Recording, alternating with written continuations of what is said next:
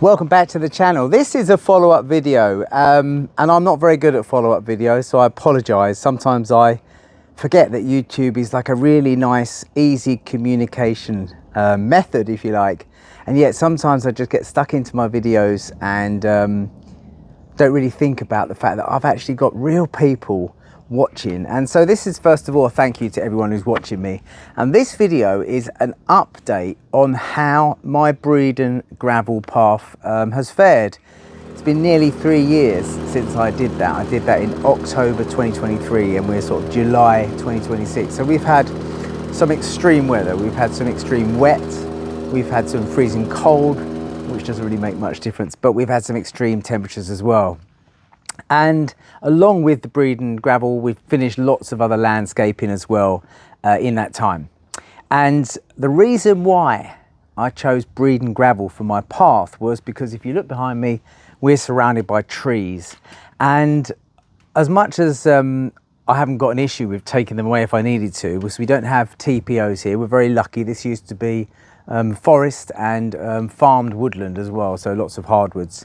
There's no TPOs and we can take out anything we want, but when you're surrounded by trees and beauty, it's the last thing you want to do. So first of all, I'm going to give a shout out to the most recent people who've asked. Bobby Dazzler was actually a couple of hours ago, and he said, how's it faring up? How's the path faring up? Mr. Zone Performance, David R, they're not the full usernames on YouTube because some of them have lots of numbers and letters, but I just think you'll know who you are. And Rman71. But let's start with a question from Helen Bennett, and she's talking about the fact that she's had a go and she's put some Breedon Gravel down, or some self-compacting gravel, and she said that she's experienced some issues, be it with it being hard in some places and soft in others. Now, I can only put that down to, I'm not an expert, even though I do feel I had a really good apprenticeship putting in this path because I studied the product before I got stuck into it. I spoke with the manufacturers, I watched videos as well, and I learned the best way to do it, exactly the right methods, etc. So I would imagine that when you're laying this stuff, okay, there's so many variables. For example, when it's really hot like this, you need to keep the pile covered with a wet tarpaulin. You want to make sure that it doesn't dry out, because the idea is it needs to have some moisture content when it's being laid.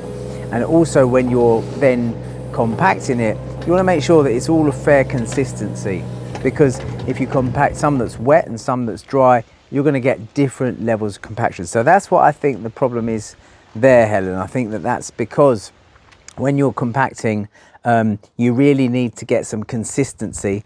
And I found when I was compacting this path that getting close to the edges, for example, was much more difficult than running down the middle, of course, especially alongside of my building. And then we'll go on to, before we go and have a look at the path, exactly how it's fared up, we'll just answer this question as well. And this is a really good question. And this was from the username Laughing Gravy, okay? I love usernames. And he's asked me about the class 4 timber edgings that I used. And it says, how long do these timber last? So first of all, I'll just start with most treated timber that you buy is class 3, which means that it's not suitable for in-ground contact. And it's not also suitable for getting wet and staying wet, okay? It wants to be able to sort of dry out. As long as it's well ventilated, it should last. Whereas class 4 has been designed and impregnated and treated so it can have in-ground contact, okay? And these class 4 timbers that I use here, I simply bought them, cut them to length, I didn't even treat the ends, and I put them in. And when I say they're in ground, they're dug in the ground, okay? And they're fixed with rebar, which was another question from someone. How big was the rebar that I used to actually get them to stay where they were, which is really easy. It's a matter of drilling through the top and then driving, say, a 600mm piece of rebar straight down into the clay in my case. So the rebar I had here was a mixture of 12mm and around about 16mm, and that's just because that's what I had. And 12mm is fine, it really doesn't flex that much. But I think we should go and have a little look. But before we do that, Ed Orr asked me about tree roots. Now, this is another reason why I went for Breedon as a path, because where I have done hard landscaping here, and I did predict that we could have problems. We've had heat waves we've had almost droughts, and I have suffered with my paving moving in places, because no matter how much you prepare your subbase on clay when you're near trees, you cannot stop the earth, and it heaves from way underneath. And even if you use a reinforced concrete, say six inches deep on hardcore with mesh, the chances are that could still crack, and that will just show straight through your paving as well. So that's why I went for a path which is able to move around. And the tree roots, yes, we don't cut any tree roots out, we actually went over the top. Let's go take a walk, and I'll show you exactly how the path looks now and talk you through how I've maintained it. Okay, so if you've seen the video of when we did the Breedon Gravel, this is where we landed it. We had the lorry come in, and it landed roughly behind where this olive tree is now. And obviously since then I've finished the drive, etc. But this is where the Breedon started. So I didn't want to have loose gravel up the path because of the fact that it's all right, it's nice, but it's nice to have something a little bit more final. So this is the only part of the Breedon which is virtually always in shade, and because of that you'll see that I get a little bit of moss growing on here. And what I do with anything like that is I treat that with a Biocide, and I'll put a link down to the Biocide. It's so easy, you just spray it on and you leave it, or when it's dry you spray it on, and the rain literally washes it away. So I only treated this about a week ago, and you can already see how that this is it's died off, and it will just come off. Now the top surface of Breedon is called self-scarifying. That's why you can see all these loose aggregates here, and that's basically what it does through its life, okay? But it's still really compact, it's still really hard.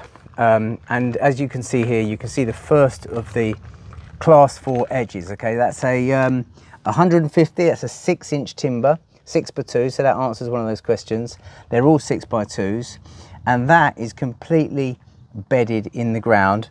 And if I look closely at the end, you can see that there's no rot whatsoever. It's incredible stuff. I'm not sure exactly how they treat it. So this is the main path, and you can see that it's self-scarifying, so it's got a nice loose gravelly top, and you just tend to sort of sweep that over if you like. You know, it doesn't really, it's only foot traffic and wheelbarrows that come up here, so it's pretty good. A little bit more green stuff here which I sprayed back, but we don't get a lot of stuff growing in it. That's the other good thing about Breedon. You get the odd bit of grass trying to grow, but it's literally growing in the surface. Here are those reliefs that I put in because of the fact that you really must run the water off of a Breedon gravel path. The path should always have a fall so water can get off, and that was really important to follow the guidelines. And also there's a maximum rake that you can have. This part of my path here is literally on the limit, okay? It's probably a little bit too steep, but because it's only short and the water has not eroded it at all, so I know that it's been absolutely fine. So you can see here how the edges, there's a piece of rebar through there, and the same there, and they're absolutely perfect. This is a tree root here, so this Breedon is quite thin where it's going around that tree, but again, because it's always moving, it won't show any cracks because it is by nature not solid. So there we go. Now we come up to the top part. I mean, it is a lovely surface, so I'm really pleased with it. I mean, we get so many leaves on it as well, and I just blow it off. Had a little bit of erosion here where the water got in. Again, when I was whacking that down, it's hard to get the whacker plate against these rocks. So there is an element of, you know, erosion, but nothing to write home about. And we came right up to a sleeper here, and in between sleepers there. So that is how it's fared up. And I would say that it's a natural product. If you look how bright it was when it went in, of course it will never stay like that, but really and truly, if you look, it's not really changed that much in colour. So yeah, that is how the Breedon gravel path looks.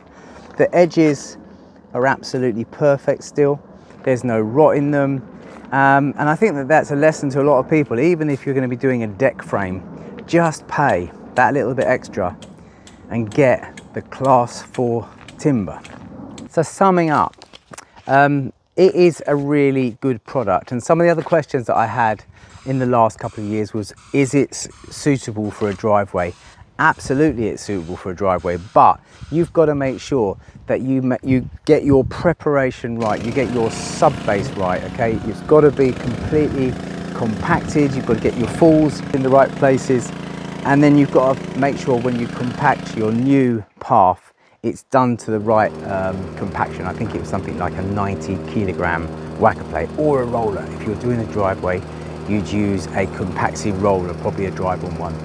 Now they use this sort of stuff, this Breedon, in most of the National Trust places, wherever there's miles and miles of paths that would just be uneconomical to do in hard landscaping. And of course, you've got the fact that trees and roots. So that's it. I've, as I say, it's an update. I hope that helped. Thanks for everyone who's asked me about that update, and apologies for not doing that sooner. I'll try to be a little bit less structured about some of my videos and try to do some more like this in the future. But in the meantime, thanks so much for joining me.